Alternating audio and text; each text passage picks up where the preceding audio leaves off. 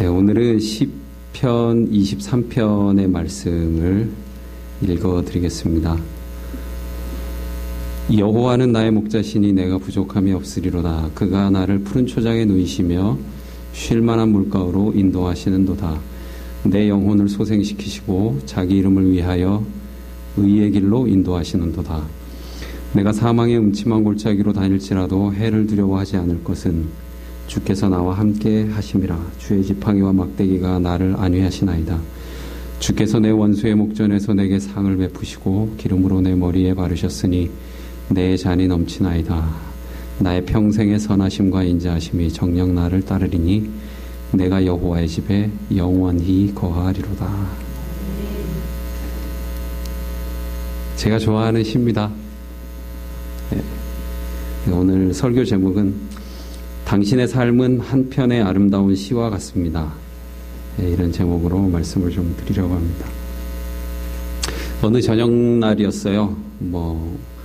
아이들도 자기네들끼리 노느라고 바쁘고 그 전날 이제 어머니하고 사촌 동생이 와서 이제 집안이 좀 시끌벅적했는데 그러다 갑자기 조용해졌어요. 그래서 둘이 앉아갖고 뭐 할까 하다가 영화를 보자. 그래서 극장에 갔습니다. 집사람하고. 이창동 감독, 뭘 보고 싶냐 그랬더니 이창동 감독의 시라는 영화를 보겠대요. 그래서 저하고 제 아내가 굉장히 그 취향이 많이 다릅니다. 아내는, 제 처는 예술 영화나 감동적인 가족 영화, 다큐멘터리 영화 이런 걸 좋아하고요. 저는 어떤 걸 좋아할까요? 저는 액션 영화 좋아합니다. 단순해서. 갔는데 사람이 별로 없었어요. 그래서 아차 싶었습니다. 식당에 차 몇 대 안 서 있으면은 맛없는 식당인데 잘못 왔구나 싶었어요. 참 조용하고 밋밋한 영화였습니다. 게다가 그 전주에 제가 그때 이제 에덴 요양병원에서 원목실에서 봉사자로 일할 때였어요. 거기는 이제 한 달에 일주일씩 이렇게 새벽 예배를 인도합니다. 이게 되게 좀 그때는 정말 긴장을 많이 해요. 좀 피곤하기도 하고. 그래서 참 밋밋한 영화를 보니까 이제 제가 졸기 시작했죠. 제가 결혼 전에 제 처가 어느 날 어디를 가자 그래서 따라 나와 봤더니 KBS 교향악단이요. 오케스트라 음악회가 있어가지고 거기를 갔는데 제가 내내 졸았어요. 그래가지고 결혼을 못할 뻔했는데 이번에도 이제 영화가 워낙 모르겠어요. 제목도 예술적이고 그래서 제가 막 졸고 있었는데 졸다가 옆에서 갑자기 코 고는 소리가 막 나는 거예요. 그래서 이건 뭐야 하고서 딱 보니까 제 처가 옆에서 또 코 골고 있었어요. 그래서 아니 저는 졸아도 코는 안 고는데 예술 좋아하시는 분께서 그래서 제가 생각을 했습니다. 이건 정말 진정한 예술 영화구나. 고상한 취미를 가진 내 아내까지 단숨에 재워버린 영화. 정말 진정한 예술이다. 그런 생각을 했습니다. 그런 내용이에요. 영화가 나이 들어서 시에 눈을 뜬 어느 할머니의 이야기입니다. 소녀의 이야기가 아니더라고요. 자신의 딸이 이혼을 하고 손주를 맡겨요. 근데 그 손자가 친구들과 함께 한 여학생을 윤간을 합니다. 그리고 자신의 운명에 절망한 그 여학생이 자살을 선택하죠. 가난한 주인공이었던 이 할머니는 합의금 마련을 위해서 자기가 목숨처럼 생각했던 자존심을 버리고 몸을 팔게 됩니다. 결코 아름다운 이야기는 아니었어요. 어떻게 보면 보수적인 종교인들이 보기에는 상당히 불결해 보이기도 하고 추악해 보이는 현실 담은 이야기였습니다.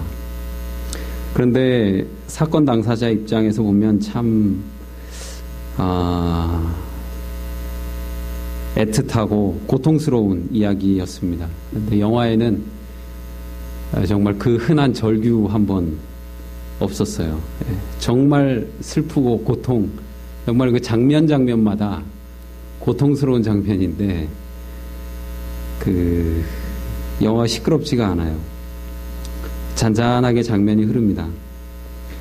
그리고 특이하게도 그 사건 중간중간에 할머니는 일상처럼 뭘 하냐면 그 동네 문화원, 복지관 같은 데서 하는 시에 대한, 시 쓰는 법에 대한 강의를 들어요, 할머니가. 그리고 시를 씁니다. 합의금 해결을 위한 학부모 모임에 가서도, 피해자를 만나러 가서도, 피해자 가족을 만나러 가서도 할머니는 틈틈이 수첩을 꺼내서 시를 써요. 그리고 영화가 끝나면서 그 할머니가 썼던 시가 무엇이었는지 그 시가 이제 나레이션이 됩니다. 아네스의 노래래요. 이제 어둠이 오면 다시 촛불이 켜질까요? 나는 기도합니다. 아무도 눈물은 흘리지 않기를. 내가 얼마나 간절히 사랑했는지 당신이 알아주기를. 여름 한낮의 그 오랜 기다림, 아버지의 얼굴 같은 오래된 골목, 수줍어 돌아앉은 외로운 들국화까지도 내가 얼마나 사랑했는지, 당신의 작은 노래 소리에 얼마나 가슴 뛰었는지. 그 영화 끝나고 이 시가 이렇게 쫙 나레이션 되는데, 그 시를 들으면서 제가 한동안 일어설 수가 없었습니다. 참 지루한 영화였는데 되게 여운이 많이 남는 영화였던 것 같아요.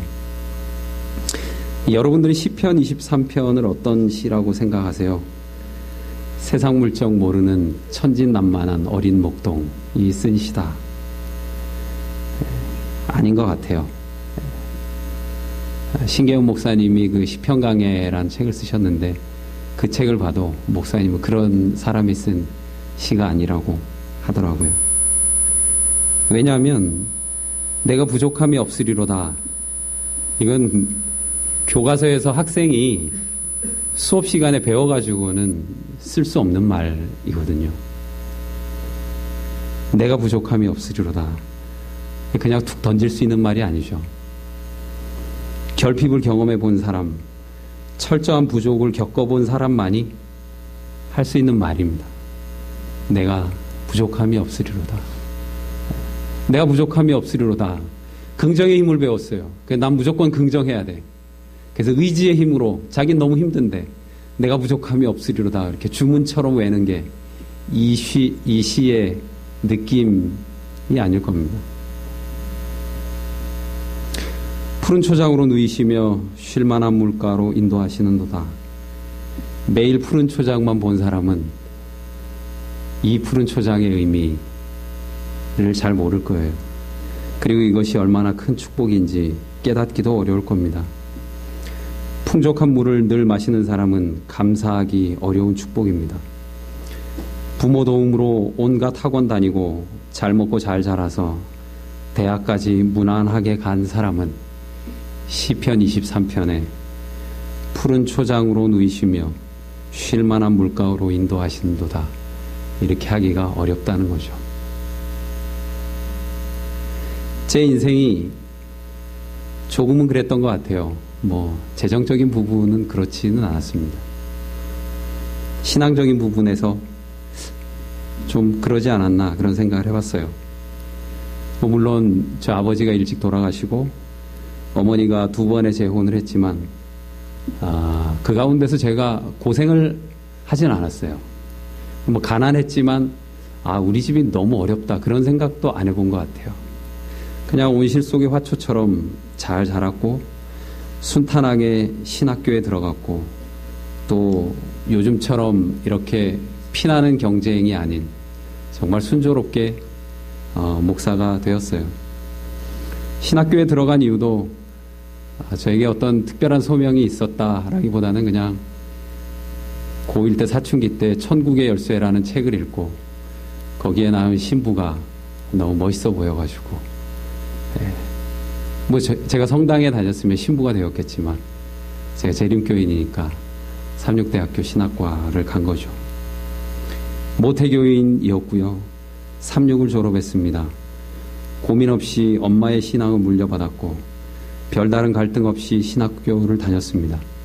그리고 목회를 시작했죠.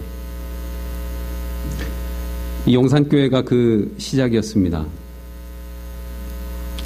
제가 좀 왕자병이 있어서 그런지는 모르겠는데요. 누가 저보고 목회를 참 못한다 그렇게 얘기하진 않았던 것 같아요. 어쩌면 그걸 제가 의식적으로 잊어버리려고 노력했을 수도 있습니다. 어쨌든 그랬어요. 1년에 한 번 아니면 뭐 2년에 한 번 정도는 너 목회 그래도 잘하는 것 같다 그렇게 얘기하는 사람도 있었던 것 같아요. 그런데 사실은 그런 게 고민이었어요. 왜냐하면 제가 성경 말씀 별로 안 좋아하거든요. 예. 다윗이 말씀이 뭐처럼 달다 그랬죠? 근데 제가 이렇게 성경을 앞만 뒤져봐도 명색이 전도사고 목사인데 제가 그만두기 전에 목회 9년 했거든요. 안수도 받고 안수 받았는데도 성경이 뭐 이렇게 꿀송이처럼 달진 않아요. 솔직히. 예.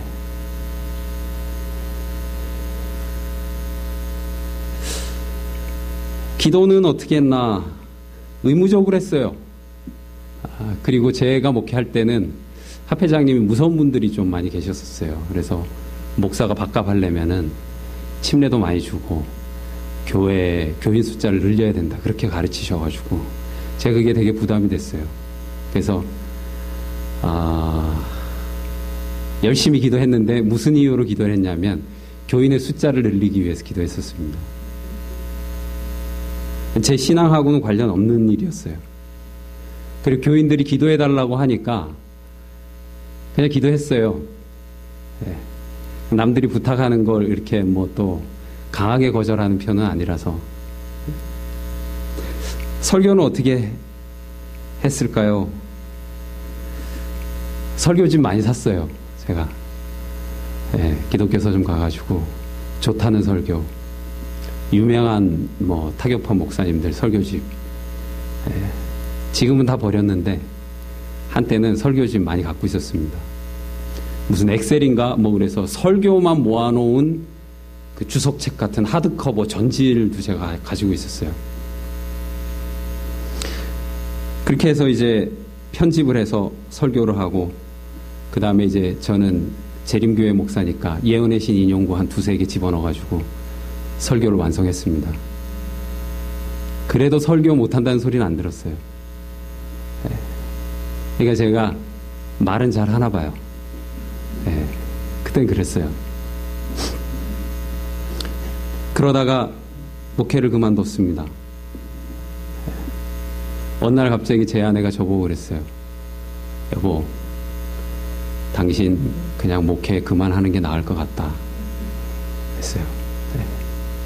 진담입니다. 그래서 제가 그만뒀어요.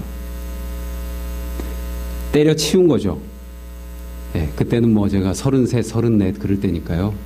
뭐 지금도 팔팔하지만 그때는 뭐 배는 게 없던 때였습니다. 정말. 사나이 어디 가서 뭔 일을 해도 가족 못 먹여 살리겠나. 미국 유학이나 가자 그랬습니다. 그리고선 유학을 안 가고 영어 학원을 시작했어요. 사업을 한 거죠. 1년은 되게 재밌었습니다. 돈도 좀 벌었어요. 수입도 나쁘지 않았습니다. 근데 1년이 지나니까 삶이 우울해지기 시작했어요. 근데 그때는 제가 그게 왜 우울한지 이유도 잘 몰랐어요. 그냥 지나고 보니까 그때 참 우울하게 살았구나 그런 생각을 하게 된 겁니다. 아침에 출근하고 저녁에 한 11시쯤 퇴근을 해요. 그리고 집에 와서 TV를 켭니다. 우리 집 식구 중에 아무도 텔레비전을 보지 않았어요. 저희 집에서 저 혼자 유일하게 TV를 봤어요. 그때 뭐 무슨 우차싸, 개콘, 뭐 상상 플러스 재밌는 거 진짜 많이 해요. 지금도 그거 다 하는지는 잘 모르겠습니다. 정말 좋은 시간이었어요. 그래서 막 새벽 한 1시 정도까지 막 제 혼자 소파에 앉아서 낄낄대고 웃다가 어느새 잠들었는지도 모르게 잠이 들고 그렇게 또 하루가 지나가는 겁니다. 그래서 제가 세상 일에 바쁘다. 모르겠어요. 그걸 세상 일이라고 단정 짓는 게 맞을지 모르겠는데 어쨌든 먹고 사는 일이 바쁘다. 그러면 그 뉘앙스가 어떤 건지 제가 대충은 압니다.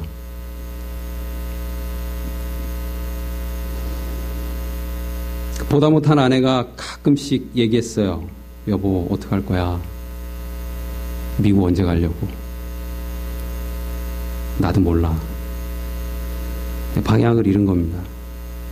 제가 그렇게 우울하게 지내는 동안 아내는 미국 갈 준비를 착착 하고 있었어요.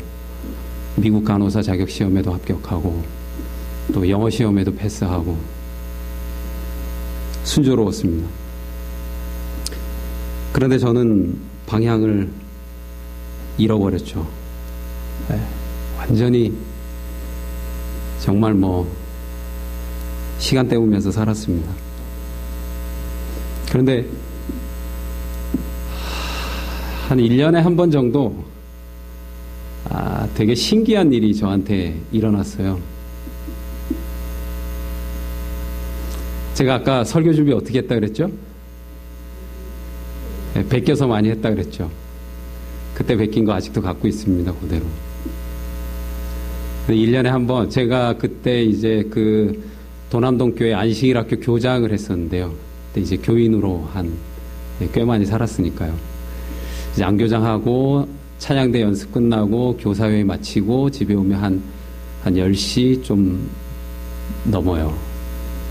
10시 뭐 한 10시 반 그 정도 되면 갑자기 제가 원고에 빈 종이를 꺼내가지고 볼펜으로 뭐를 막 쓰고 있는 거예요. 뭘 썼을까요? 설교를 쓰고 있는 거예요. 미친 거죠. 네. 설교를 막 써요. 다 쓰고 나면 한 1시쯤 넘는 것 같아요. 제가 평일에 TV를 다 보는 시간하고 비슷하죠. TV가 굉장히 영적인 물건인가 봐요. 설교를 다 쓰고 난 다음에 아내를 깨웠어요. 그리고 식탁에 앉힙니다. 그리고 막 여보 내가 설교를 썼으니까 들어봐. 설교를 막 읽었어요. 제가 1년에 한 번씩 꼭 그랬어요. 희한한 일이었습니다.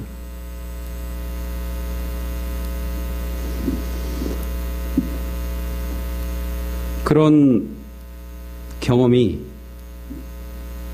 그거 말고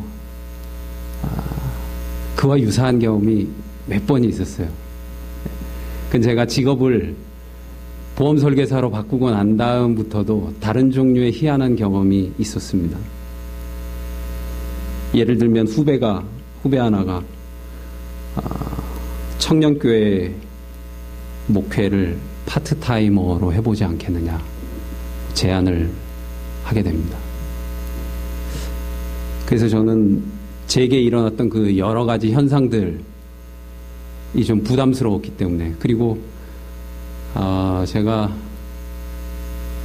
이상하게요. 이렇게 이제 제가 보험회사를 들어갔는데 이제 완전히 사업을 쫄딱 망하고 이제 거기 가면 돈 많이 벌 수 있다 그래가지고 1년에 뭐 1억씩 벌 수 있대요. 그래가지고 그걸 갔는데 이제 빚진 돈 갚으려고 상담을 하러 막 가잖아요. 가면 정말 처음 보는 사람이에요.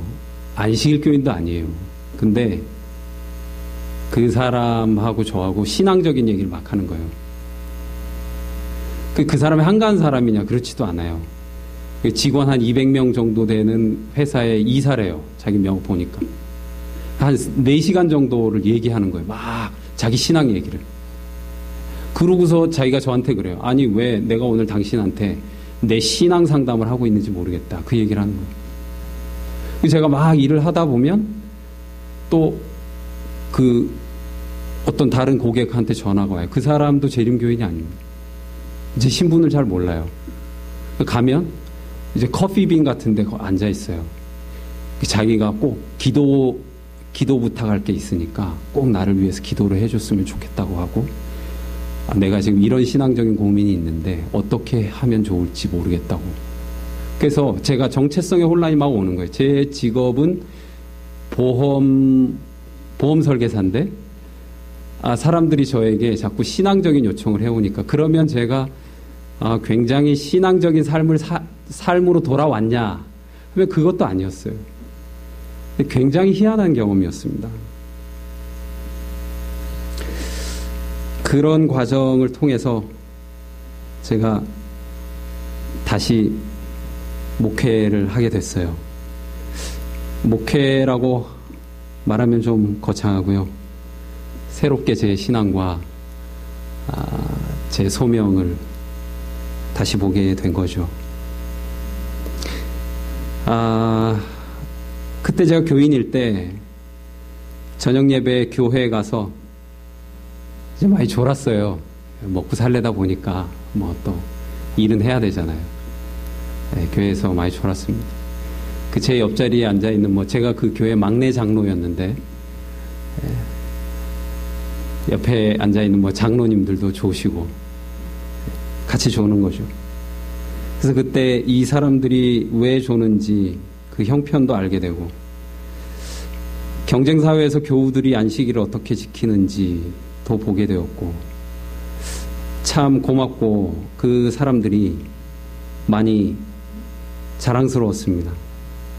그거는 제가 아마 그냥 순탄하게 목회만 했었더라면 결코 알 수 없었던 일이었어요. 교인들이 참 어렵게 안식일 지키는구나. 11조라는 게 참 귀한 돈이었구나. 하나부터 10까지 새롭게 보게 되었습니다. 제 신앙을 돌아보게 되었고, 제가 과거에 아무 생각 없이 목회라는 이름으로 행했던 것들을 하나씩 둘씩 다시 보게 되었어요. 보지 않으려고 해도 보이더라고요. 이렇게 교인으로 앉아 있으면, 그동안 제가 맨날 앞에만 서 있었잖아요. 이 자리에 앉아 있으니까 그냥 제 자신을 계속 돌아보게 돼요.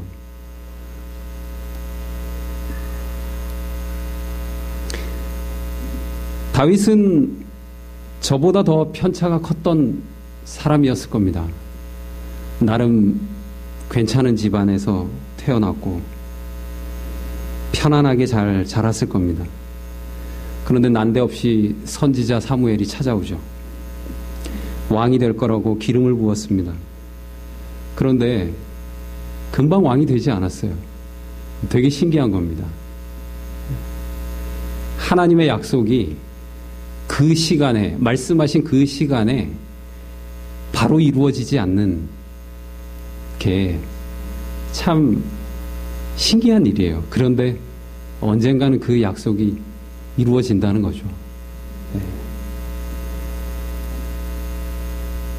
다윗이 그랬어요. 기름 부음은 받았는데 바로 왕이 되지 않았어요. 그리고 재앙 수준의 일들이 막 닥칩니다. 우리 보통 좋은 일보다 나쁜 일이 더 많이 생기면 어떻게 생각하게 되죠? 네? 야, 이거 정말 내가 너무 문제가 많거나 하나님의 저주를 받았거나, 네? 하나님이 지금 심판을 하고 계시거나 이렇게 먼저 생각하게 되지 않습니까? 근데 다윗이 그랬어요. 정말 저것은 누가 봐도, 부모는 그랬을지도 몰라요. 저 녀석 저거 차라리 기름 부음 받지 않았더라면 어땠을까? 네? 집에만 있었으면 아무 일도 일어나지 않았을 거 아닌가? 그랬을지도 모르겠어요. 동네에서 다윗을 잘 알던 사람들은 그랬을지도 모릅니다. 쟤 뭔가 잘못했나? 쟤 하나님 앞에 뭔가 혼날 만한 짓을 했는지도 몰라. 그랬을 수도 있어요. 사울 왕은 2번이나 자신의 사위였던 다윗을 창을 던져 죽이려고 했습니다. 그리고 계략으로 그를 죽이려고 했습니다. 그것도 모자라서 다윗을 잡으려고 지구 끝까지 쫓아다니겠다는 태도로 그를 맹렬히 추격했어요. 다윗은 도망가다 숨을 곳이 없어서 광야로 숨었습니다. 그는 황량한 사막이 주는 고초를 겪은 사람이었어요. 물 없이 엄청난 갈증으로 고난을 겪어본 사람이었단 말입니다. 선지자 사무엘을 만난 후에 그의 삶은 잠깐의 영화로움을 제외하고는 사울의 죽인 자는 천천히요 다윗의 죽인 자는 만만이로다. 딱 달콤한 경험은 딱 그 시간뿐이었어요. 그 엄청난 재난들이 닥치는 겁니다. 정신 못 차린 삶이었어요. 내내 쫓기는 삶이었어요. 그것도 그를 쫓는 사람은 국가 최고의 권력자였습니다. 다윗이 왕이 되고 나서는 어땠습니까? 자식들의 반역으로 지옥 끝까지 내려가는 경험을 한 사람이었어요. 그의 삶은 한마디로 고난의 행군이었습니다. 어쩌면 그는 사무엘을 만난 것을 저주했을 수도 있습니다. 내가 왕이면 뭘 해? 왕이 되면 뭘 하냐고. 내 자식들은 이런 식으로 서로를 죽이면서 나까지 죽이려 드는데 내가 왕이 된 건 정말 잘못된 선택이 아니었나? 하나님은 정말 나를 부르신 건 맞나? 하나님 아니면 하나님이 이 땅에 계신 건 맞나? 그의 삶은 기름 부음을 받고 평안했던 적이 한 번도 없었어요. 그의 삶은 시작부터 완전히 탁한 급류에 휩쓸린 것입니다. 때로 그의 고통이 얼마나 컸는지 시편 22편에서 이렇게 이야기했습니다. 내 하나님이여 내 하나님이여 어찌 나를 버리셨나이까? 어찌 나를 멀리하여 돕지 아니하옵시며 내 신음하는 소리를 듣지 아니하시나이까? 나는 벌레요 사람이 아니라 내 하나님이여 내가 낮에도 부르짖고 밤에도 잠잠치 아니하오나 응답지 아니하시나이다. 나는 물같이 쏟아졌으며 내 모든 뼈는 어그러졌으며 내 마음은 촛밀 같아서 내 속에서 녹았으며 내 힘이 말라 질그릇 조각 같고 내 혀가 이틀에 붙었나이다. 주께서 또 나를 사망의 진토에 두셨나이다. 개들이 나를 에워쌌으며 악한 무리가 나를 둘러 내 수족을 찔렀나이다. 시편 22편의 삶은 정말 고통스럽습니다. 때때로 자신은 사람이 아니고 벌레처럼 생각될 정도로 그를 짓누르는 고통의 무게가 무거웠습니다. 그 고통이 뼈까지 전이 되고 그의 마음은 완전히 무너져 내리는 좌절의 경험이 있었습니다. 그런데요, 아름다운 꽃이 깨끗하지도 않은 거름에 의해서 자라나는 것처럼 아름다운 숲이 세월에 밀리고 전쟁 같은 삶에서 밀려 떨어져 내린 낙엽과 같은 것들에 의해서 풍요로워지는 것처럼 이 시편 22편이 있고 나서 23편이 탄생하게 되는 겁니다. 여호와는 나의 목자시니 내가 부족함이 없으리로다. 많은 사람들이 굉장히 쉽게 시편 23편을 좋아한다고 말합니다. 그러나 시편 23편을 읽기 전에 시편 22장을 먼저 읽는 사람은 드물어요. 왜냐하면 그 시가 너무 어둡기 때문입니다. 전혀 긍정적이지 않아요. 내 삶에 힘이 되기가 어려운 시예요. 그런데 다윗에게는요, 시편 22편과 같은 정말 절망적인 고통을 겪고 나니까 그에게 삶이 새로워지는 것입니다. 밝은 아침이 오기 전에 칠흑 같은 어둠의 밤이 있는 것이 당연하다고 그랬죠. 그래서 신계원 목사님이 시편 23편은 하루를 온전하게 살아본 사람이 쓴 시라고 했습니다.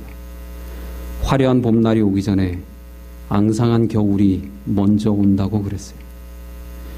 시편 23편은 어쩌면 1년을 온전하게 살아본 사람이 쓴 시인지도 모르고, 어쩌면 시편 23편은 일생을 온전하게 살아보고 그의 삶의 황혼기에 마지막 겨울이 닥치기 전에 쓴 글일 수도 있습니다.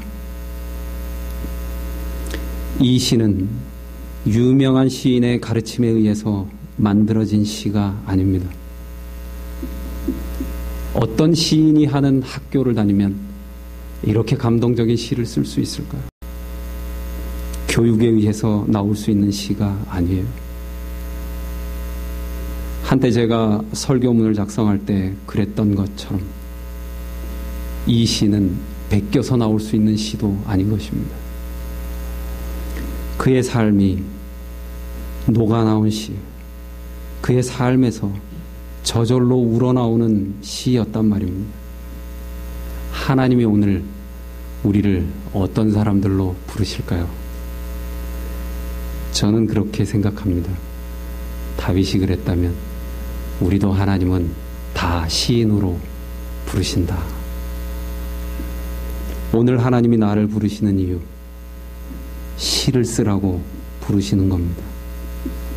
내 삶이 온전히 녹아있는 시를 써보는 겁니다. 다윗처럼 말입니다. 아니, 글로 쓰지 않아도 여러분들의 삶, 여기 백발이 성성하신 우리 어르신들이 정말 자신의 노년에도 하나님을 보고자 하는 마음으로 교회의 자리를 지키고 있는 그 삶 자체가 저는 한편의 아름다운 시라고 생각합니다.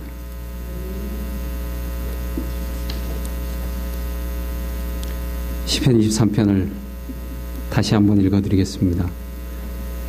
여호와는 나의 목자시니 내가 부족함이 없으리로다. 그가 나를 푸른 초장에 누이시며 쉴만한 물가로 인도하시는도다. 내 영혼을 소생시키시고 자기 이름을 위하여 의의 길로 인도하시는도다. 내가 사망의 음침한 골짜기로 다닐지라도 해를 두려워하지 않을 것은 주의 지팡이와 막대기가 나를 안위하시나이다. 주께서 내 원수의 목전에서 상을 베푸시고 기름으로 내 머리에 바르셨으니 내 잔이 넘치나이다. 나의 평생의 선하심과 인자하심이 정녕 나를 따르리니 내가 여호와의 집에 영원히 거하리로다.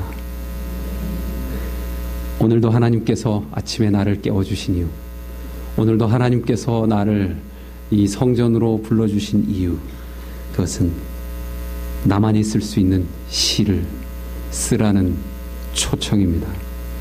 다윗만 시편 23편과 같은 멋지고 위대한 시를 쓸 수 있는 것은 아닙니다. 이 안식일에, 이 아름다운 안식일 저녁에 오늘 나만이 쓸 수 있는 시를 한번 써보시면 좋겠습니다. 그 시는 아무도 흉내낼 수 없고 정말 나만 쓸 수 있습니다. 그리고 그 시는 어쩌면 내 주변에 있는 인간들은 인정할 수 없고 그 가치를 잘 분별할 수 없는 시일 수도 있습니다. 그러나 하나님께서는 여러분들의 신앙을 기억하시고 여러분들의 삶을 귀히 보시고 여러분들의 삶 그 자체를 아름다운 시 한 편으로 여기실 겁니다. 감사합니다.